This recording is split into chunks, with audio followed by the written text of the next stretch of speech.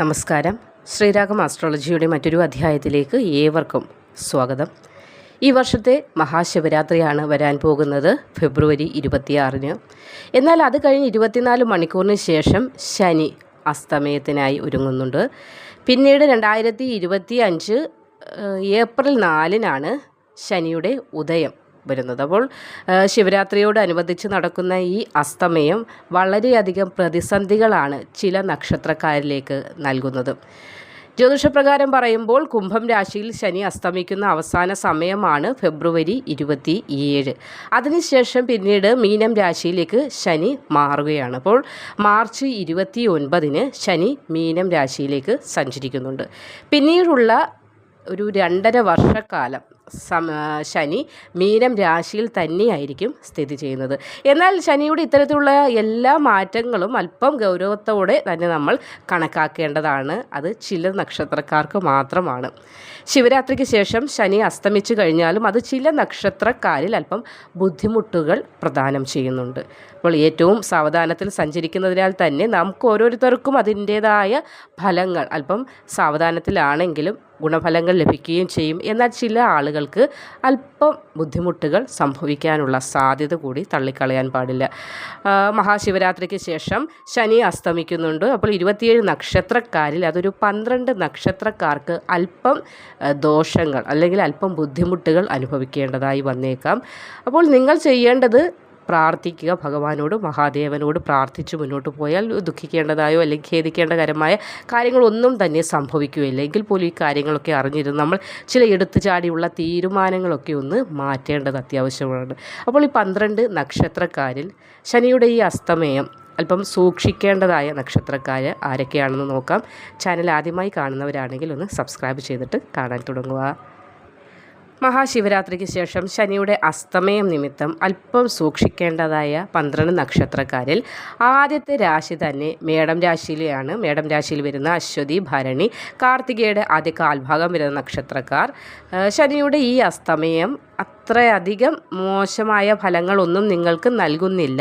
എങ്കിൽ പോലും നിങ്ങൾ അല്പം ശ്രദ്ധ എല്ലാ കാര്യങ്ങളിലും വച്ചു പുലർത്തേണ്ടത് അത്യാവശ്യമാണ്. പ്രത്യേകിച്ച് കുടുംബകാര്യങ്ങൾ മറ്റുള്ളവരുമായി പങ്കിടാനോ മറ്റുള്ളവരുടെ അഭിപ്രായങ്ങൾ കൊണ്ടുവന്ന് നിങ്ങളുടെ അഭിപ്രായങ്ങളുമായി ചേർത്ത് താരതമ്യം ചെയ്ത് പ്രശ്നങ്ങളൊന്നും ഉണ്ടാക്കാതെ, അതായത് ചില പ്രശ്നങ്ങളൊക്കെ ഉരുത്തിരിഞ്ഞു വരുമ്പോൾ അഭിപ്രായം ആരുമായി ആരായാതെ സ്വന്തം തീരുമാനങ്ങൾ മാത്രം ഭഗവാനെ മനസ്സിൽ സങ്കല്പിച്ചുകൊണ്ട് മുന്നോട്ട് കൊണ്ടുപോവുക.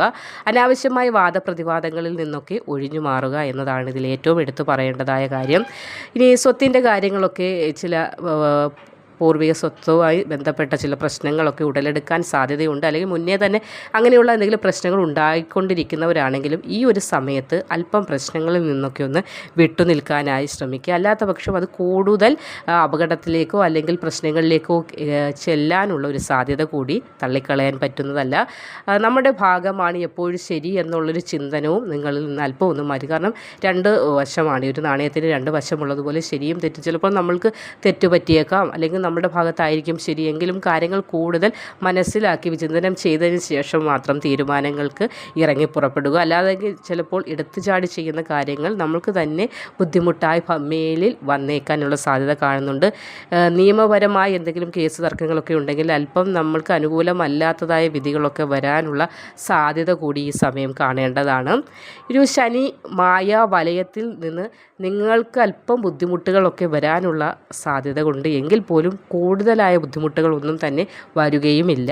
ശനിയുടെ ദോഷഫലങ്ങൾ ഒഴിവാക്കാനായി നിങ്ങൾ ചൊവ്വാഴ്ച ദിവസം ഹനുമാൻ സ്വാമിയെ ദർശിച്ച് ഹനുമാൻ സ്വാമി ക്ഷേത്ര ദർശനം നടത്തി നിങ്ങളാൽ കഴിയുന്ന വഴിപാടുകൾ സമർപ്പിച്ച് വഴിപാടുകൾ അതിനെക്കാട്ടി കൂടുതലായി പറയാനുള്ളത് നന്നായി പ്രാർത്ഥിക്കുക എന്ന കാര്യം മാത്രമാണ്.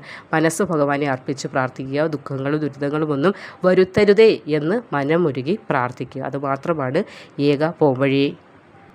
രണ്ടാമത്തെ രാശി കർക്കിടകമാണ്. പുണർദത്തിൻ്റെ അവസാനത്തെ കാൽഭാഗം പൂയവും ആയില്യം നക്ഷത്രക്കാർക്ക് വരുന്ന 3 ഈ നക്ഷത്രക്കാർക്ക് ശനിയുടെ അസ്തമയം അല്പം ദോഷഫലങ്ങളാണ് നൽകുന്നത്. പലപ്പോഴും ജോലിയുടെ കാര്യത്തിലൊക്കെ അല്പം പ്രതിസന്ധി ഘട്ടങ്ങൾ, പുതിയ ജോലിയുടെ ആപ്ലിക്കേഷനൊക്കെ അല്ലെങ്കിൽ ഒരു ഇൻ്റർവ്യൂവിനൊക്കെ കാത്തിരിക്കുന്ന ആളുകൾക്ക് അത് അല്പം ബുദ്ധിമുട്ടാകാനുള്ള സാധ്യത കാണുന്നുണ്ട്. അതുകൊണ്ട് തന്നെ നിങ്ങൾ മുന്നോട്ടുള്ള ഓരോ ചുവടുകളും വളരെയധികം ശ്രദ്ധയോടുകൂടി വയ്ക്കേണ്ടത് അത്യാവശ്യമാണ്. സാമ്പത്തിക നഷ്ടമൊക്കെ വരാൻ സാധ്യതയുള്ളതിനാൽ ചില ഏജൻറ്റുമാർക്ക് കാശ് കൊടുത്തിട്ട് ജോലിക്കൊക്കെ പോകാൻ ശ്രമിക്കുന്നുണ്ടെങ്കിൽ തൽക്കാലത്തേക്ക് അതൊന്ന് മാറ്റി നിർത്തുക. കാരണം പണം നഷ്ടപ്പെടാനുള്ള സാധ്യത ഈ ഒരു സമയത്ത് നമുക്ക് തള്ളിക്കളയാൻ സാധ്യമല്ല. ജോലിയിൽ അല്പം പ്രതീക്ഷിക്കാത്ത മാറ്റങ്ങളൊക്കെ വന്നേക്കാനും ഒരു സാധ്യത കാണുന്നുണ്ട്. രാഷ്ട്രീയത്തിലൊക്കെ പ്രവർത്തിക്കുന്ന ആളുകൾക്ക് സ്ഥാനത്തിന് അല്പം ബുദ്ധിമുട്ട്, സ്ഥാനമാനങ്ങളൊക്കെ അല്പം ചലനങ്ങൾ, അതായത് അല്പം ബുദ്ധിമുട്ടുകളൊക്കെ വരാനുള്ള സാധ്യത കാണുന്നുണ്ട്. സുഹൃത്തുക്കളുമായ അഭിപ്രായ വ്യത്യാസം ഉണ്ടാകാനുള്ള ഒരു സാധ്യതയും ഈ ശനിയുടെ അസ്തമയം നിമിത്തം ഉണ്ടാകുന്നുണ്ട്. സന്തോഷകരമായ പല കാര്യങ്ങളും നടക്കുമെങ്കിൽ പോലും അല്പം ബുദ്ധിമുട്ടുകളും ഈ ഒരു വേളയിൽ വന്നു ഭവിച്ചേക്കാം. അല്പം ദുരിതങ്ങളും ദുഃഖങ്ങളും ഒക്കെ ഈ ഇടയിൽ വരുമെങ്കിലും സന്തോഷിക്കാനുള്ള കാര്യങ്ങളും ഉണ്ടാകും. എങ്കിലും ഏതു കാര്യവും 1-2 തവണ നല്ല രീതിയിൽ ആലോചിച്ച് തീരുമാനം എടുക്കാനായി ഒന്ന് ശ്രദ്ധിക്കുക. അടുത്ത രാശി ചിങ്ങമാണ്. മകം, പൂരം, ഉത്രത്തിൻ്റെ ആദ്യ കാൽഭാഗം വരുന്ന നക്ഷത്രക്കാർ. ചിങ്ങൻ രാശിയിൽ വരുന്ന ഈ 3 നക്ഷത്രക്കാർക്ക് ശത്രുഗ്രഹമായ ശനിയുടെ അസ്തമയം അല്പം ദോഷങ്ങൾ കൂടുതലായി നൽകിയേക്കാം. കാരണം ചിങ്ങത്തിൻ്റെ അധിപൻ സൂര്യനാണ്. സൂര്യനും ശനിയുമാകട്ടെ ശത്രുഗ്രഹങ്ങളുമാണ്. അതുകൊണ്ട് തന്നെ ജീവിതത്തിൽ അല്പം പ്രതീക്ഷിക്കാത്ത ബുദ്ധിമുട്ടുകൾ, സാമ്പത്തിക ഞെരുക്കം, ഒരു പിരിമുറുക്കം, മാനസികമായ അല്പം ടെൻഷനുകളൊക്കെ വന്ന് ഭവിക്കാനുള്ള സാധ്യത കാണുന്നുണ്ട്. ബിസിനസ് ചെയ്യുന്നവർക്ക് പെട്ടെന്ന് പ്രതീക്ഷിക്കാത്ത അല്പം നഷ്ടം ഒക്കെ വന്നേക്കാം. കൂടാതെ ദാമ്പത്യ ജീവിതത്തിൽ അല്പം സ്വരച്ചേർച്ചയില്ലാത്ത അവസ്ഥയൊക്കെ സംജാതമാകും. പ്രശ്നങ്ങൾ ഉണ്ടാകാനുള്ള സാധ്യത ഈ സമയത്തുണ്ടാകുന്നുണ്ട്. അതോടൊപ്പം അല്പം സാമ്പത്തിക ബുദ്ധിമുട്ടുകൾ, ഒരുപാട് അല്ലെങ്കിൽ കടം വാങ്ങിക്കേണ്ട അവസ്ഥ, ഒരുപാട് അങ്ങ് ബുദ്ധിമുട്ടെന്ന് നമ്മൾ പറയാറില്ലേ, പെട്ടെന്നൊരു സാമ്പത്തികമായി ആകെ അങ്ങ് ഡൗണായ അവസ്ഥ, ഒന്നും കയ്യിലെടുക്കാനില്ലാത്തൊരവസ്ഥയെന്ന്, അത് പ്രതീക്ഷിക്കാത്ത രീതിയിൽ വന്ന് ഭവിക്കാനുള്ളൊരു സാധ്യത കൂടി ഈ സമയം ഉണ്ടാകുന്നതാണ്. കാരണം നമ്മൾക്ക് തന്നെ മനസ്സിലാകുന്നില്ല എന്തുകൊണ്ട് ഇങ്ങനെ വന്നു എന്ന് ചിലപ്പോൾ ചിന്തിച്ചാൽ പോലും ഒരു എത്തും പിടിയും കിട്ടാത്ത അവസ്ഥയിലേക്ക് ചെന്ന് പെടാനുള്ളൊരു സാധ്യത കാണുന്നുണ്ട്. അതുകൊണ്ടാണ് മുന്നേ പറഞ്ഞു തരുന്നത് ഈ ഒരു വേളയിൽ വളരെയധികം സൂക്ഷിക്കുക എന്ന്. അല്പം വെല്ലുവിളി നിറഞ്ഞ സമയമായിരിക്കും. അതുകൊണ്ട് തന്നെ വളരെയധികം കരുതലോടുകൂടി മുന്നോട്ട് പോവുക. ഏത് ഇഷ്ടദേവനെയാണോ ദേവിയെയാണോ ആരാധിക്കുന്നത് ആ ക്ഷേത്ര ദർശനം നടത്തി കഴിയുന്ന വഴിപാടുകൾ സമർപ്പിച്ച് മനമുരുകി ഭഗവാനെ പ്രാർത്ഥിച്ച് മുന്നോട്ട് പോയാൽ ഒരു പ്രശ്നങ്ങളും ഉണ്ടാവുകയില്ല. അടുത്തത് മകരം രാശിയാണ്. ഉത്രാടത്തിൻ്റെ അവസാനത്തെ 1/4 ഭാഗം, തിരുവോണം, അവിട്ടത്തിൻ്റെ ആദ്യ പകുതി വരുന്ന നക്ഷത്രക്കാർക്ക് സമ്മർദ്ദങ്ങളും ആരോഗ്യ പ്രശ്നങ്ങളുമാണ് നിങ്ങൾക്ക് അല്പം ബുദ്ധിമുട്ടായി ഈ ഒരു വേളയിൽ വരുന്നത്. സാമ്പത്തിക പ്രതിസന്ധിയും അല്പം മാറ്റങ്ങൾ ഉണ്ടാകുമെങ്കിൽ പോലും അത് വലിയ ഒരു മാറ്റം സന്തോഷകരമായ രീതിയിൽ ഉണ്ടാവുകയില്ല. അല്പം ബുദ്ധിമുട്ടുകൾ, കടങ്ങളൊക്കെ വീട്ടാനുള്ള ഒരു കാലതാമസമൊക്കെ ഈ ഒരു സമയം ഉണ്ടാകും. ആരോഗ്യകരമായി വളരെയധികം ശ്രദ്ധിക്കുക. കൃത്യതയോടുകൂടി മരുന്ന്, ഭക്ഷണം എന്നിവ കഴിക്കാനായി ശ്രദ്ധിക്കേണ്ടതാണ്.